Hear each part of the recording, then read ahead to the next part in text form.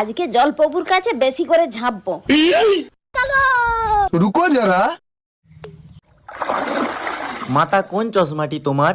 এইটা আমার। তুমি সত্য বলেছো, এই নাও তোমার চশমা। ধন্যবাদ প্রভু। আরে গলার আওয়াজটা চেনা চেনা লাগছে।